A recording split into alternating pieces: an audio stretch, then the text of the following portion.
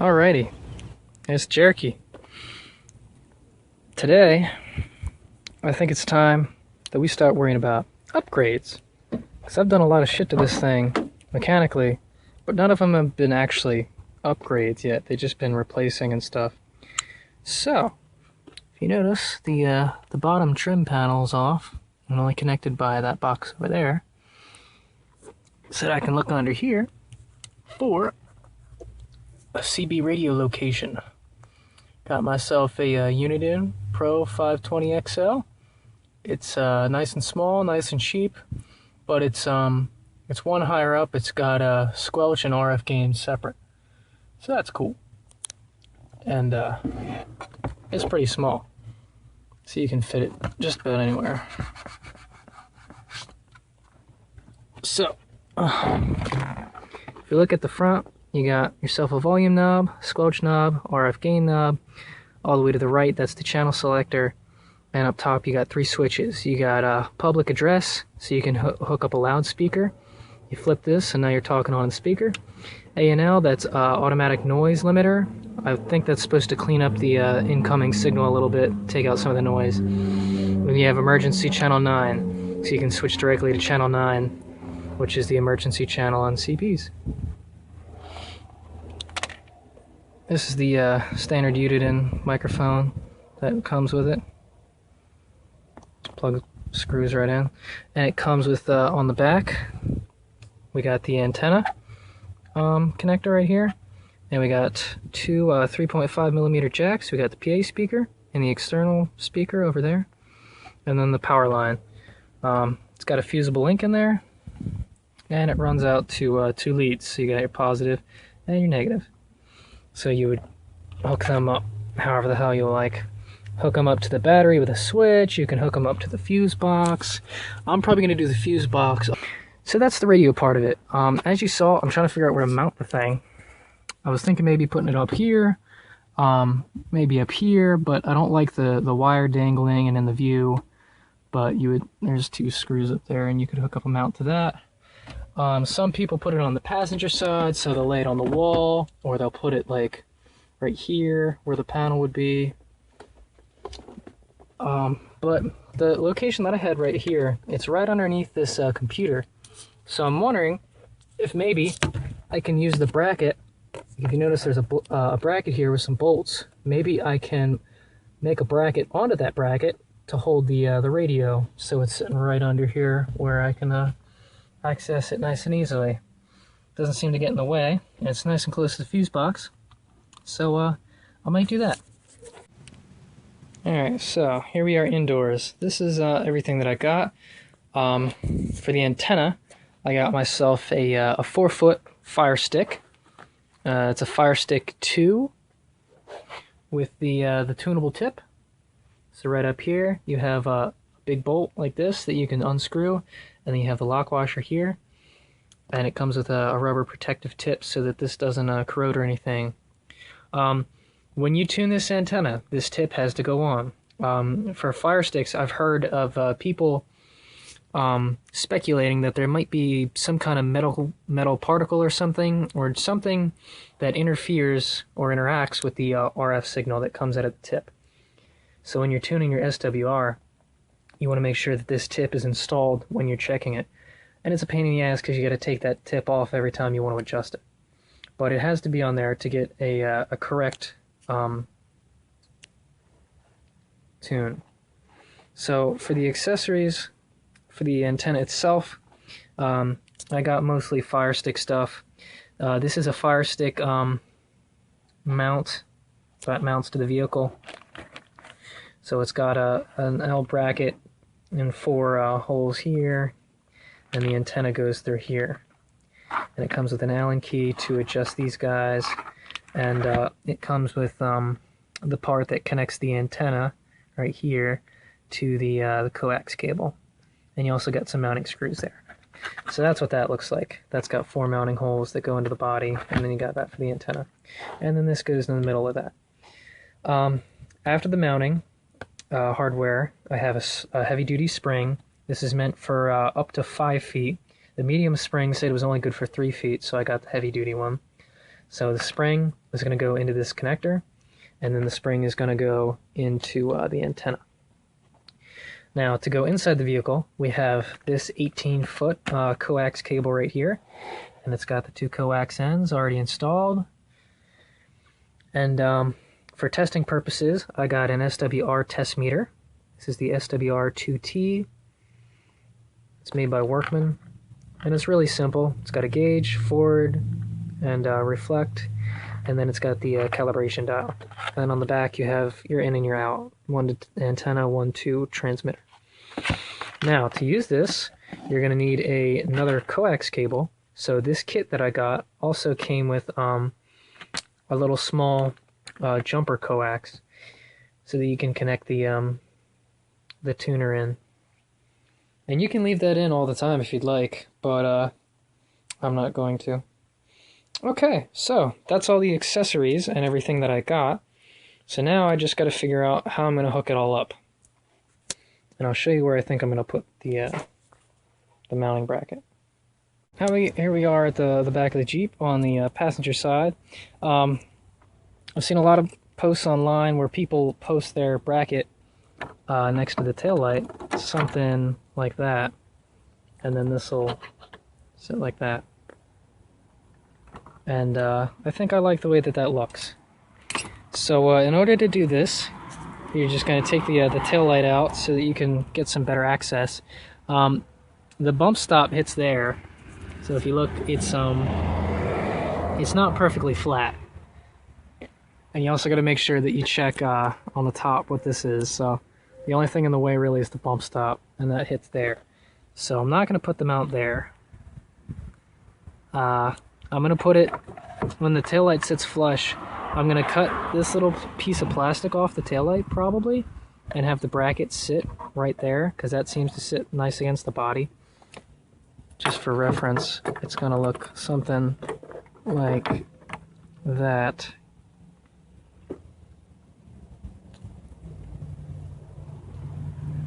So I feel like that would look pretty nice. In order to take the tail light out, there's just 3 bolts, 1, 2, 3, and then the whole assembly just slides right out, and you can see the back where all the bulbs are, and insulation, and this comes out even farther.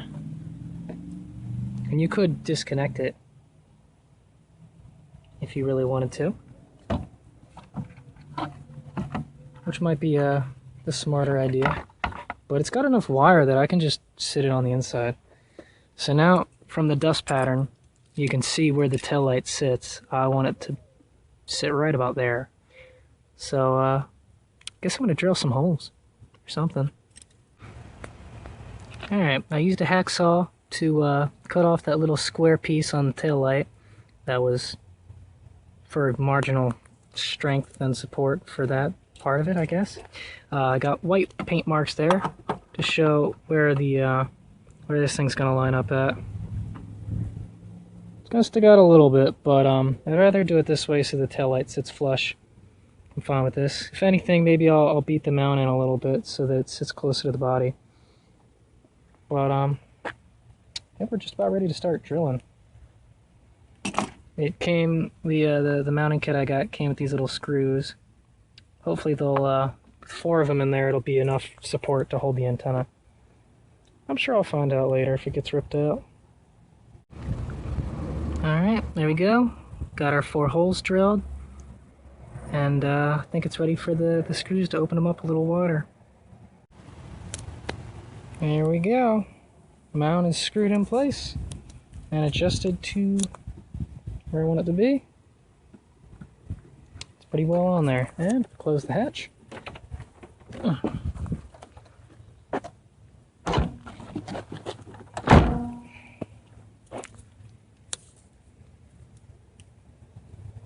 Still plenty of room. Nice. Alright, so now it's time to do the things that attach to the mount. The other part of that kit was this thing. Now this is an adapter for the mount, and it's got in one end the antenna, size, and on the other end is the coax 295 end, something like that. And this is the whole setup, and this is going to go between the two mounts, or between the mount, I'm sorry. There's one specific thing, this layout right here, it's got this plastic washer. That plastic washer has to go between the mount and the bottom of this cable. I guess it's something to do with grounding the antenna or something, or making sure that it doesn't touch stuff it's not supposed to. But if you look, there's some kind of, I guess, silicone or something in between those threads so that they don't touch. So you gotta line it up like that, and then you put the washer on. You gotta make sure it's not touching like that. Gotta make sure it's in the middle, not touching. Okay, so I'm gonna scroll them down. Alright, there's that.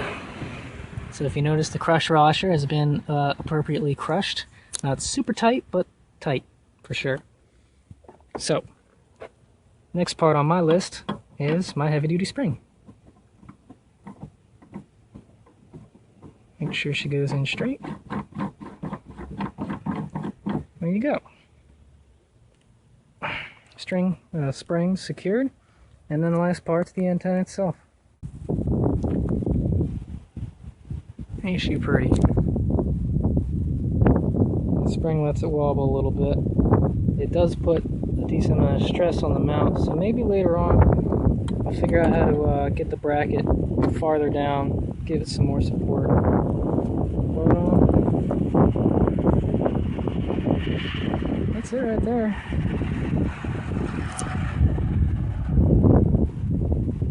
So the antenna for the most part is mounted. So now the coax cable has to be run through the interior. Here's my 18-foot. So you got to figure out a good spot for it to come through the body. You could let it sit against the rubber maybe, but then you might have water leaks or something. I'm wondering if maybe you can take off this panel and get into the taillight assembly, maybe run out here or something, get a easier look. But for the most part, this pin goes in there, and you screw that down, and then that'll be it. So then you just got to run the wire efficiently to something without kinking it too hard. So yeah. Alright, took the taillight out. There's one bow here, or one screw, and there's one screw there, and then this thing will lift out. I'm pretty sure it's held in by that little bracket there too, so I'll work on that. But for the most part, you can see inside the cab, so I'm going to run the antenna through the taillight assembly so that it's inside the car. And it'll run against this whole cover panel. I'm going to run it down here, through this little assembly, down the floor, and then I'll figure out where to have it properly come out through there. And then probably run it over top and over to the radio over there. Okay, so got the cable run down here. It's always good to leave a drip loop for wires like this, especially when they're running into the cab. A drip loop, basically, when water hits your antenna or whatever and drips down onto the wire, if it just goes straight into the cab like this, it's going to follow the wire down and drip inside the cab, and that's going to create rust and other problems. So a drip loop basically hangs lower than where you intend to go inside. So right there, the water is going to come to the bottom and drip here because it won't be able to go back up. So it's good to have drip loops. Also, I made a little incision on the insulation that sits on the taillight so that the wire's got a little gap to sit through so it's not getting pinched. So, I'm going to screw the taillight back in and run the wire down the rest of the cab now. Alright, got the cable ran through up in there, and I'm going to figure out how to run it through the rest of the dash, probably just let it sit in underneath this. Now that we're here, it's time to mount the CB up. I thought about maybe making a custom bracket that sits off this computer bracket, but it'd be difficult to hook up because the I don't know, there's nothing to really connect up there. So what I'm going to do is I'm just going to connect it right onto the plastic right here. So I'm going to mount the bracket right on there. And I have a mark to where it should sit so that the radio doesn't hit this thing, because it sticks out farther than everything else. So I'm going to take this panel off. It's already, all the screws are removed. I just have to physically pull it off. And if you look, there's metal reinforcement all the way through, so it's not like I'm just going into plastic. It's definitely going to hold on to something. Alright, so I'm going to hook that up. Alright, after lots and lots of drilling and making different size holes and making them bigger, finally got that fucking thing in there. Bit annoying. And on to the back right there, you can see the screws. So it's in some nice hard substance. So CB radio can now attach to that with the these two little hand nuts right here, and they just go on the side of the radio. So I can mount this back in and then just power in the damn thing. Alright, so here we are. This is what I got so far. The entire bottom panel's back on. The radio's in place. One of the bolts that I put in fell off, but it's a good thing, because when it was first mounted straight, it looked like that. And if you look, it's pretty close to where your leg's gonna hit. So if you like go forward, you'd hit the corner of this and you'd hit the wire. That would hurt like a son of a bitch. So word of wisdom, if you do try to line it up with that that thing over there, it sticks out a bit much, and even when you do tilt it up, it's still in the way. So that one bolt fell off when I was adjusting it. Now I can just tilt it to the side like that, and now my leg has plenty of clearance, and if I do hit it, I won't nail a corner, so it won't hurt. So if it stays like that, cool. If it doesn't stay like that, I'll take it apart and do a nut and bolt system instead of just the fucking screw they gave me. But yeah, words of wisdom. So now, power cables.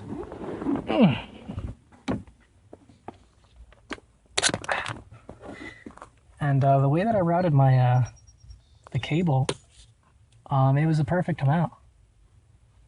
Like I have a little bit of slack here and there, but for the most part, I didn't have to coil it, or, well, you're not supposed to coil it. If you have it extra, don't coil it in circles, like in circles, because that's going to make a separate antenna and it's going to transmit from there. If you do have extra, you should try and weave it like an S, like this, so that it's not in a coil. But anyway, the black cable can go to any ground, anything that's attached to the body that's got a good connection. And the positive, you could just connect into anything. So since this is kind of like a radio, I think I'm going to put it in the radio fuse so that I can test it out.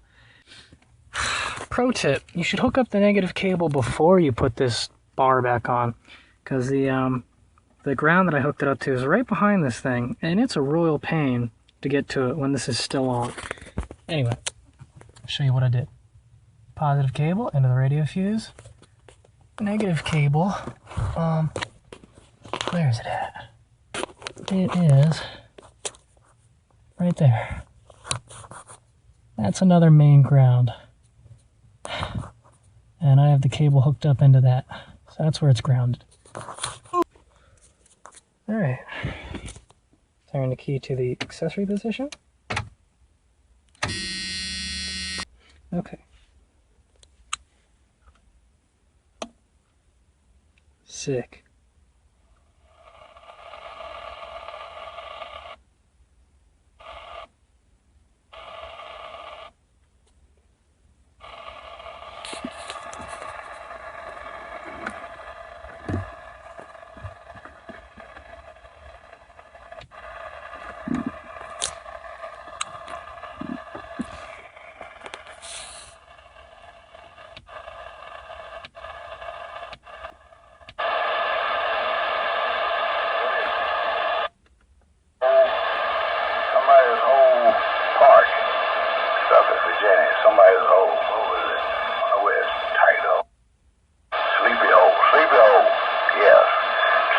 Park, Suffolk, Virginia. I got an address. I got it in my GPS. Alright, I'll get it later. Not tonight. I'll get it tomorrow sometime. Yeah, I'm gonna try to see if I can get there. Yeah, I'll be coming back that way. I'll come back on Saturday from the Carolinas, and I'll stop there. It's only like an hour and a half from the house in North Carolina, Yeah, I heard that. Alright, okay. And when you turn the key off, it shuts off. Look at that. Cool. Okay, things left to do are to figure out if I want to mount this somewhere. Have it hook up there with this little mounting bracket right here. You take this and mount it, and your microphone will slip in there. And the second thing is to do an SWR measurement before I try broadcasting to make sure that everything's tuned, and I'll blow that bad boy out. But for the most part, she's done. This upgrade's just about complete. Okay, so now that the antenna's hooked up and the radio's hooked up and it's got power and we are receiving transmissions, it's time to tune the antenna. For the antenna that I have, it's a FireStik II, which is a top-loaded tunable antenna. So if you look right there, there's a rubber cap, and underneath that cap is a screw and a lock nut, and you can adjust that screw up and down to try and get a better SWR reading. SWR reading is standing wave ratio, which is some kind of ratio that I guess shows the power loss or something. I don't really know much about the mathematics of it, but this right here is an SWR meter. So the way that this thing works, you put it into forward.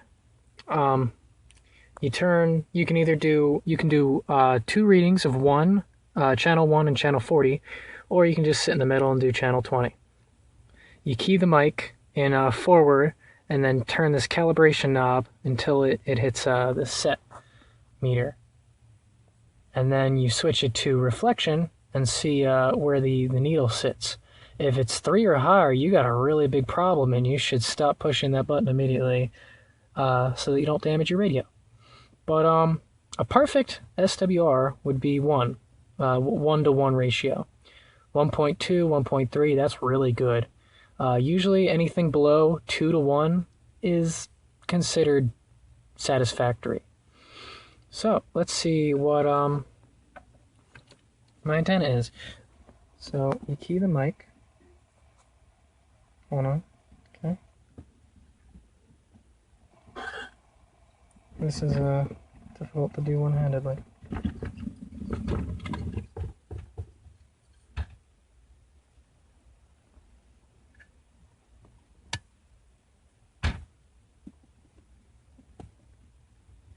That's my SWR right there. That's amazing.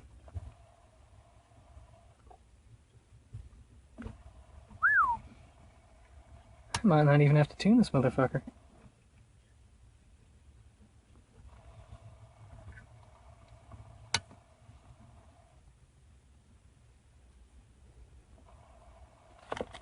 Huh. Well, ain't that interesting? I guess there's not much to show you then. Alright, so I've been messing with the antenna a little bit, and I think I got her pretty damn perfect. So if I key the mic, she doesn't move at all. Like, that is amazing.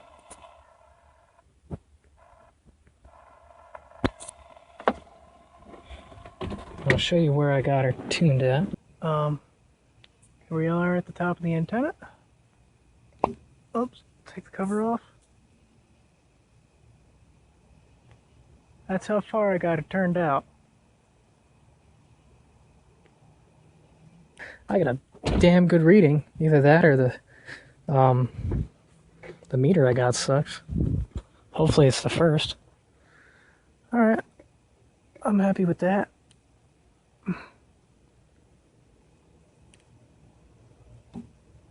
Fire stick, baby.